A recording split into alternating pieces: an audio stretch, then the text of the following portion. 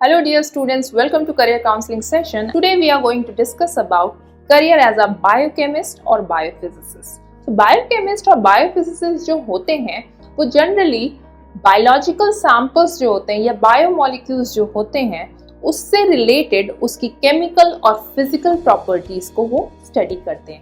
So biochemist or biophysicist, although terms are different but they perform similar kinds of work settings. Okay, let's start with that. होता क्या है biochemist या biophysicist? As I said, they are involved in studying and analyzing the structure, functions, growth, metabolism of living cells. यानी कि ऐसे cells जिनमें life है. Biological samples that means, biomolecules that means. तो उनसे related उसमें क्या structure है, function है, growth है, किस तरह की ये सब study करते हैं वो. They study the chemical reactions as well as the physical properties of DNA, proteins, ये सब क्या है हमारे biomolecules हैं and other parts of the living cells. So all these falls under the role of a biochemist या biophysicist. अब हम बात करेंगे कि किस तरह से आप बायोकेमिस्ट या बायोफिजिसिस्ट बन सकते हैं. तो कौन सा स्टडी पाथवे आपको इन्वॉल्व करना है. तो उसमें सबसे पहले आता है कि क्लास 10th में तो आप अपने स्ट्रीम के अकॉर्डिंग जिस बोर्ड में स्टडी कर रहे हैं उसके अकॉर्डिंग आप अपने सब्जेक्ट स्टडी करेंगे. देन क्लास 11th और 12th में जब आएंगे आप तो आपको सबसे पहले तो साइंस स्ट्रीम लेनी है. ठीक है, उस साइंस स्ट्रीम में उसके बाद आप जब यूजी करेंगे, अंडर ग्रेजुएट कोर्स अपना करना है आपको, तो वहां पे भी आपको बीएससी करनी है. एंड बीएससी करने के लिए you can have biology also, chemistry also, physics also, यानी कि या इसी टाइप की कोई सिमिलर फील्ड लाइक बायोकेमिस्ट्री हो गया, बायोफिजिक्स हो गया, मॉलिक्यूलर बायोलॉजी हो गया, जेनेटिक्स हो गया, ये सब एग्जाम्पल्स आ जाएंगे. केमिस्ट्री में अप्लाइड केमिस्ट्री हो सकता है, बायोकेमिस्ट्री भी इसी में आ जाएगा, इसी तरह से बायोटेक्नोलॉजी आ जाएगा. फिजिक्स में भी आपके इस तरह से आप डिफरेंट फील्ड्स हैं, डिफरेंट सेक्टर्स हैं जिसमें आप स्टडी कर सकते. यानी ब्रांच की कोई लिमिटेशन नहीं है, टर्म्स अलग अलग हो सकते हैं बट साइंस फील्ड से होना चाहिए उसे. देन आप मास्टर्स कर सकते हो. तो जैसे यूजी के कोर्सेज आपने सिलेक्ट किए होंगे तो वैसे ही आप पीजी करने के लिए, पोस्ट ग्रेजुएशन करने के लिए भी उस तरह से सब्जेक्ट साइंस के सिलेक्ट करोगे. और एंड में you have option for PhD. तो पीएचडी आप वहाँ पे बायोकेमिस्ट्री या बायोफिजिक्स में कर सकते हैं. तो दिस इज फर्स्ट पाथवे जिसके अकॉर्डिंग आप बायोकेमिस्ट बन सकते हो या बायोफिजिसिस्ट बन सकते हो. सेकेंड पाथवे की बात करें तो यहाँ पे अगेन आपका 12th तक तो सेम ही है. देन यूजी लेवल पे जब आप आ रहे हैं तो अदर सब्जेक्ट्स कौन कौन से हो सकते हैं, जैसे कि मैंने बताया ही था फर्स्ट पाथवे में बायोकेमिस्ट्री, बायोटेक्नोलॉजी, बायोफार्मास्यूटिकल्स, केमिकल और मॉलिक्यूलर बायोलॉजी हो गया, इनफैक्ट माइक्रोबायोलॉजी हो गई, जेनेटिक्स हो गई, सिमिलर फील्ड्स इससे रिलेटेड जो आ रही है वो सब हो सकती हैं. देन मास्टर्स डिग्री भी आपको सेम काइंड ऑफ फील्ड में करनी है. Then you have option to do PhD in biochemistry या बायोफिजिक्स में. थर्ड पाथवे इसके साथ आ जाता है हमारे पास कि आपको 12th के बाद आप सीधे एमबीबीएस कर लें. ओके, तो एमबीबीएस करने के बाद आप एमडी कर सकते हैं. देन आपका जो आ जाता है स्पेशलाइजेशन सेक्टर, वहाँ बायोकेमिस्ट्री में आप कर रहे हैं या माइक्रोबायोलॉजी में या फार्माकोलॉजी भी है, पैथोलॉजी भी है, फिजियोलॉजी भी है, and you have other similar options.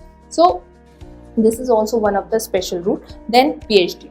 So ultimately PhD is stating here कि यहाँ पे एक अच्छा जॉब रोल, अच्छी पोजीशन पाने के लिए अगर आपने PhD कर रखी है, यानी कि जितनी ज़्यादा अच्छी डिग्री आपके पास होगी, हायर एजुकेशन होगी, उसके साथ आपके जॉब रोल्स में अपग्रेड होने के और आपका पैकेज जो आपको सैलरी पैकेज जो मिलेगा वो ज़्यादा एडवांस हो सकता है in comparison to the degree lower than PhD. Okay, then इसके बाद हमारे पास आ जाता है कि what are different salary packages. यहाँ पर तो जो बायोकेमिस्ट और बायोफिजिसिस्ट तो ब्रॉड टर्म हो गया, इसके अंतर्गत आपके पास कई तरह के जॉब रोल्स आ जाते हैं, कई तरह के डेजिग्नेशंस आ जाते हैं. तो उसमें लैब टेक्नीशियन से लेकर एक केमिस्ट से लेकर और बायोफिजिसिस्ट में आपका मॉलिक्यूलर जेनेटिक साइंटिस्ट तक की पोजीशन है. देन प्रोफेसर की भी पोजीशन है. तो ये डिफरेंट सेक्टर्स हैं. ठीक है, कि किस तरह से आपने उस डिग्री को लेकर आपके जॉब के लिए अप्लाई किया है, ये वहाँ पे ओपन हो जाती हैं डिफरेंट ब्रांचेस. अगर पे स्केल की बात की जाए तो लोअर पे स्केल जो है यहाँ पे स्टार्टिंग 15K से स्टार्ट होता है.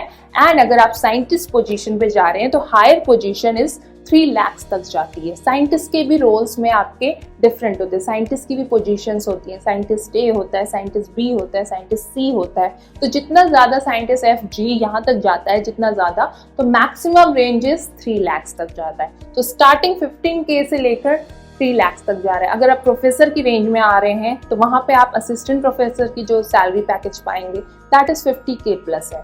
50 से स्टार्ट होती है 50K से, and then it ranges up to 2 lakhs 1 lakh, इस तरह से रेंज करती है। वहाँ पे भी प्रोफेसर्स में भी असिस्टेंट प्रोफेसर होता है, एसोसिएट प्रोफेसर होता है, देन यू हैव प्रोफेसर, फिर रीडर आता है, इस तरह से डेजिग्नेशंस है। तो जैसे जैसे एडवांसमेंट होता है, प्रमोशन होता है, पे स्केल भी बढ़ता चला जाता है। If we talk about future prospects यहाँ पर, तो फ्यूचर प्रॉस्पेक्ट यहाँ पे यही है कि आपने कैसा सेक्टर सिलेक्ट किया है इस पढ़ाई को करने के बाद, और कौन सी पोजीशन पे अब आप हैं। ऑब्वियसली जूनियर लेवल से स्टार्ट कर सकते हैं, या अगर आपने सीधे पीएचडी कर रखा है तो पीएचडी लेवल से अगर आप जा रहे हैं किसी जॉब के लिए, तो वहाँ पे आपका पे स्केल उसी हिसाब से बढ़ेगा और आपकी जॉब रिस्पॉन्सिबिलिटीज भी बढ़ेंगी। किसी भी जॉब रोल के लिए आपकी एजुकेशन वहाँ पे किस लेवल की डिग्री आपके पास है, एंड साथ ही साथ आपने कौन से अदर कोर्सेज एनहांसमेंट करने के लिए अपनी स्किल्स को कर रखे हैं, ये दोनों कलेक्टिवली मिलकर आपके पे स्केल को बढ़ाएंगे और आपके फ्यूचर प्रॉस्पेक्ट्स उस जॉब के बढ़ाते हैं। So the role of biophysicist और बायोकेमिस्ट इज गुड, एडवांसमेंट है उसमें and it has a good role. Okay, now if we talk about specialisations कि बायोकेमिस्ट और बायोफिजिसिस्ट के अंदर किस किस टाइप के जॉब रोल्स आते हैं, किस किस सेक्टर में वो जाके अप्लाई कर सकते हैं। तो बायोकेमिस्ट एनिमल बायोकेमिस्ट होते हैं, that means they are involved in the research and study of metabolism as well as the function of animals, यानी वहाँ पे एनिमल फिजियोलॉजी को वो स्टडी कर रहे हैं। एनिमल्स के अंदर कौन से फिजियोलॉजिकल प्रोसेसेस हैं, क्या मेटाबॉलिज्म है, एनाबॉलिज्म, कैटाबॉलिज्म पाथवेज कौन कौन से इन्वॉल्व हो रहे हैं, इन सबको स्टडी करना। यानी स्टडी किस लिए कर रहे हैं कि अगर कोई डेविएशन है नॉर्मल फंक्शनिंग से तो उस चीज को वो स्टडी कर रहे हैं। Okay, then their study basically focus on molecular biochemical genetic processes taking place in the animals. Molecular level की बात हो रही है तो आप डीएनए लेवल पे जा रहे हैं, ठीक है, उसके डीएनए के कंपोजिशन को आप स्टडी करेंगे।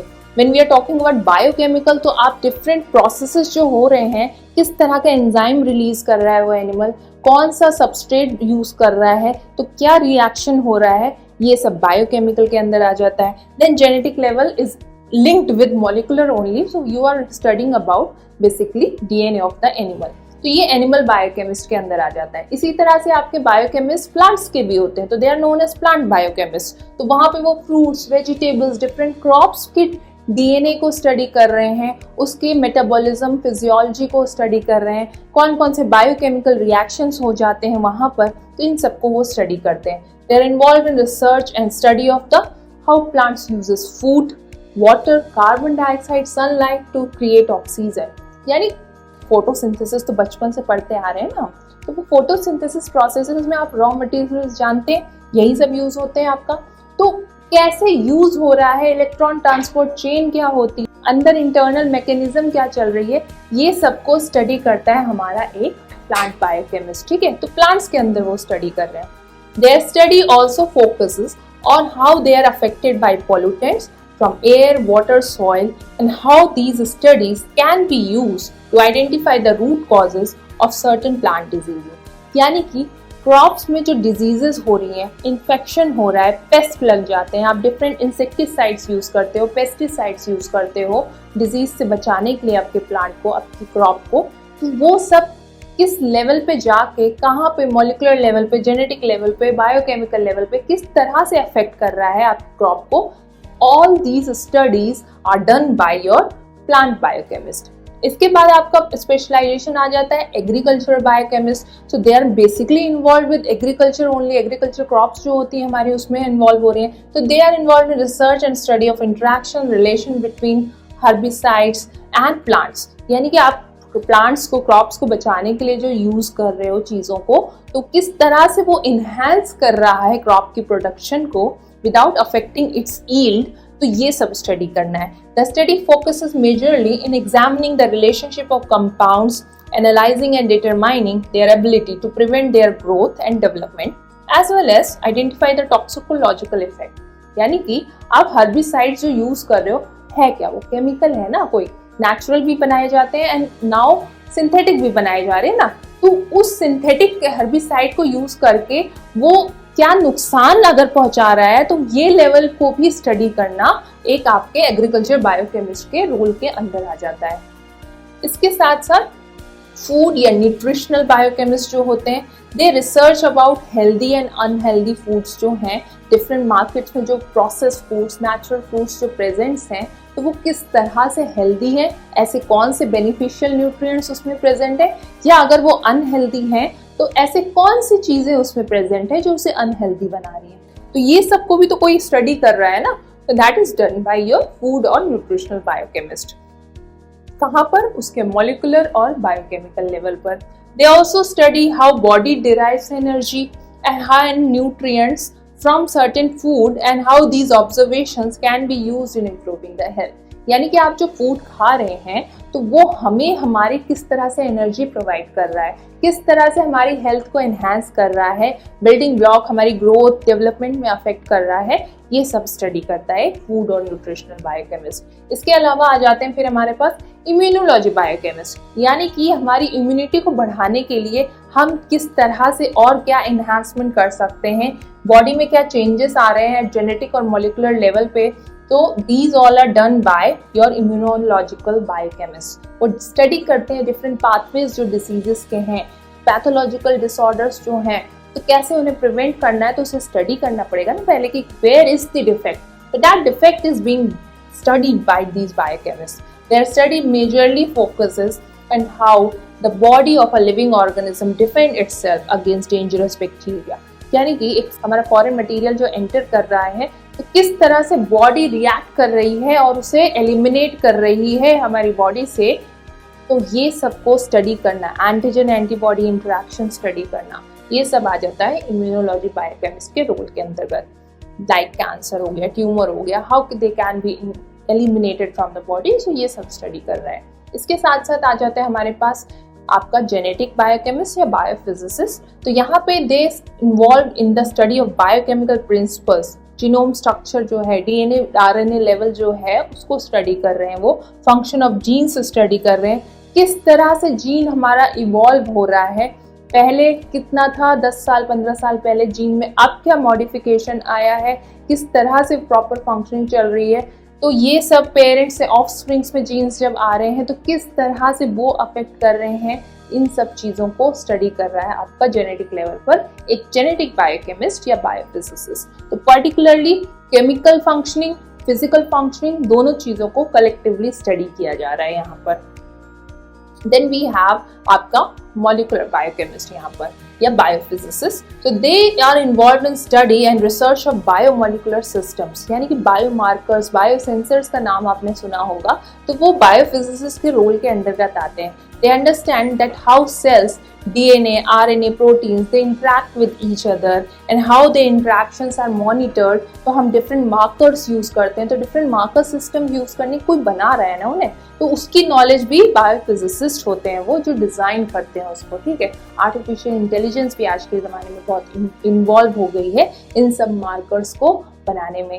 Then we have radiation biophysicist जो होते हैं, they study about different gamma, beta, alpha radiations जो निकल रही हैं, तो वो किस तरह से हेल्थ को, ह्यूमन बॉडी को, उसके जीन लेवल पर किस तरह से अफेक्ट कर रही हैं, ये सब स्टडी कर रहा है हमारा बायोफिजिसिस्ट यहाँ पर। They study focuses on the fundamentals of physics of radiation and radioactivity and how interaction takes place, यानी कौन सी वेवलेंथ की लाइट है, किस तरह से वो रेडिएशन अफेक्ट हो रही है, रेडियो एक्टिविटी है तो कौन सा पार्टिकल रिलीज हो रहा है, ये सब स्टडी करने के लिए फिजिक्स की नॉलेज होनी जरूरी है, जो कि बायोफिजिसिस्ट रोल अदा कर रहा है। बायो जुड़ गया तो वो आप बायोलॉजिकल सेटिंग में उसे स्टडी कर रहे हो, लेकिन उसका नॉलेज क्या इन्वॉल्व कर रहा है, फिजिक्स का नॉलेज इन्वॉल्व कर रहा है इन अ बायोलॉजिकल सेटिंग, यानी कि इंटीग्रेटेड है सब कुछ यहाँ पर within the realms of radiation with living systems as I mention. इसके बाद आ जाता है आपके पास साइकोलॉजी बायोफिजिसिस्ट। यहाँ क्या हो रहा है कि दे साइकोलॉजिकल बायोफिजिसिस्ट जो होते हैं, they are involve in using the physical mechanism to study the behaviour, nature and activities of living organism. जैसे कि आप डिटेक्शन सेट्स बनाते हो, डिटेक्टर्स होते हैं ना, तो they focuses on your heart beat. जैसे अगर लाइट डिटेक्टर टेस्ट होता है तो जो लगाया जाता है, तो they focuses on heart beat आपकी ज़्यादा बढ़ रही है तो आप ज़्यादा एंजाइटी फील कर रहे हो किसी चीज़ को लेकर। जैसे झूठ बोलते टाइम आप होता है ना कि हम ज़्यादा हार्ट बीट तेज हो जाती है, एंजाइटी, दिमाग में बातें चल रही है। अगर आप सच बोल रहे हो तो आप काम माइंड रहते हो। तो इसी तरह की जो मटीरियल्स सिंथेसाइज की प्रोडक्शन किया जाता है जिनका, तो वहाँ पे फिजिसिस्ट का रोल आ गया है। तो वो उसको यूज करके बिहेवियर, नेचर, एक्शंस को स्टडी करता है। ठीक है। बायोफिजिसिस्ट जो मैथमेटिक्स सेटिंग्स में होगा वो क्या कर रहा है, they are involved in using the principles of mathematics, theory of physics to study, research the behaviour, nature of living organism. तो मैथमेटिकल मॉडल्स कुछ होते हैं जिन्हें अप्लाई करते हो आप, सॉफ्टवेयर्स होते हैं जनरली वो, उसमें सेटिंग्स डाल के आप स्टडी करते हो, मतलब आप फैक्टर्स डिसाइड करते हो, उनको लेकर आप फिर एक्सपेरिमेंट परफॉर्म करते हो, तो उससे ऑब्टेन रिजल्ट्स को आप कलेक्टिवली फिर एक परफॉर्मर बनाते हो कि इस तरह की फाइंडिंग्स हमको आई। तो kind of research oriented things हैं ये। देन वी हैव यहाँ पर medical biophysicists. So they are involved in using the techniques of physics, experiments to study and research about medical applications and how they affect and influence the biological processes. तो यहाँ knowledge of physics है, maths है, इन सबको involve किया जा रहा है living processes को study करने के लिए कि how they are affected by certain foreign materials, okay? Diseases हो गई इस तरह से। Then मिनिमम एजुकेशन क्या चाहिए इसके लिए आपके पास, तो मिनिमम एजुकेशन यही है कि you need to be post graduate, ठीक है, ग्रेजुएट भी नहीं, you need to have PG. तो मास्टर्स लेवल आपके पास मास्टर्स डिग्री होनी चाहिए, बायोकेमिस्ट्री में, बायोफिजिक्स में, या डिफरेंट सेक्टर्स जैसे अभी और डिस्कस किए तो उन सब में।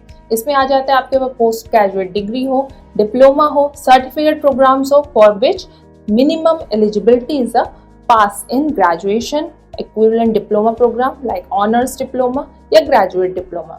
यानी कि पीजी लेवल का आप एजुकेशन करने जा रहे हैं तो ग्रेजुएशन करके जा रहे हैं ना, इस तरह से। एंड मैक्सिमम एजुकेशन की बात कर लें यहाँ पे, तो मैक्सिमम आता है पीएचडी के बाद भी एक और आता है पोस्ट डॉक्टरल, जो रिसर्च ओरिएंटेड होता है कंप्लीटली। तो मैक्सिमम एजुकेशन इस सेक्टर में आ जाता है कि पोस्ट डॉक्टरेट, हाँ ठीक है। तो इसमें यहाँ पे पोस्ट पीएचडी प्रोग्राम्स होते हैं with minimum eligibility as a doctoral degree, यानी आप पीएचडी हो गए, डॉक्टरेट डिग्री होगी आपके पास, तब आप इस मैक्सिमम जो पोस्ट डॉक्टरल डिग्री है उसके पास जा सकते हो। So with this we are going to wrap up today's episode where we have discussed about different career pathways and different educational pathways and different job roles as a biophysicist or biochemist. In the next episode we are going to discuss about work opportunities and different work roles, descriptions, duties, responsibilities as a biochemist. Till then, stay tuned with us. Thank you so much.